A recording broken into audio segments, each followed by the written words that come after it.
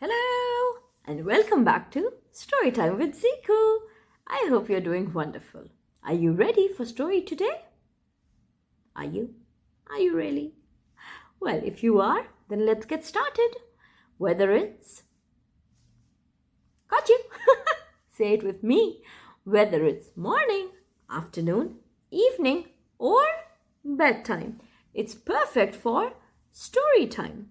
Well, the irony is that the book that I'm going to be reading from today is called Bedtime Stories. Yes, but we can read it at any time, don't we? So let's listen to the story today. The story's name is How the Rhinoceros Got His Skin.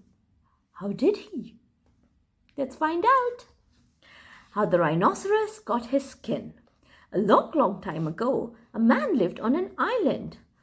One day, the man made a huge cake on the beach. He mixed in water, flour, sugar, currants, and plums and baked it until it was golden and smelt delicious. That sounds yummy. Just as the man was about to eat his cake, a rhinoceros arrived. The man was scared of the rhinoceros, so he climbed up a tree. The rhinoceros had a horn on his nose, two beady eyes, and his skin fitted him quite tightly. There were also no wrinkles in it anywhere. He also had no manners, and he ate up the man's cake. Oh, that was his cake. Then off he went, happily waving his tail. The man came down from the tree and sang, "If you eat a cake that I have baked, you're making a very big mistake." Some weeks later, the rhinoceros found out the mistake he had made. It was such a hot summer, he decided to swim in the sea. In those days, the rhinoceros had skin that buttoned underneath with 3 buttons.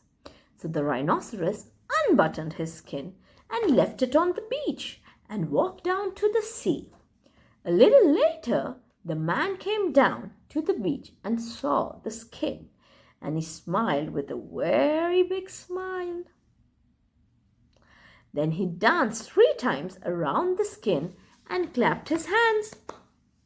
The man went home and filled a hat with cake crumbs. Then he came back to the beach and scattered the crumbs all over the rhinoceros skin. He shook and scrubbed and rubbed the skin all over with the dry, stale, tickly cake crumbs. That's not a good thing. Then he climbed a tree and waited for the rhinoceros to return. Soon the rhinoceros came out of the sea. He buttoned up the 3 buttons, but his skin started tickling him.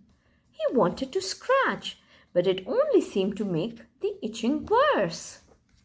So the rhinoceros lay down on the sand and rolled around. But the cream crumbs just tickled him more and more. Then he ran to a palm tree and rubbed and rubbed. The rhinoceros rubbed so much and so hard, he rubbed his skin into lots of loose folds, and his buttons popped right off. The rhinoceros went home very angry and horribly itchy, and from that day on, every rhinoceros has wrinkly skin and a very bad temper. It was because of him and the cake that he ate. Oh no. I hope you liked this story. If you did, do let me know. And if there's any you want Zeeko to read for you, you just have to let Zeeko know. Till next time, take care of yourself and bye-bye.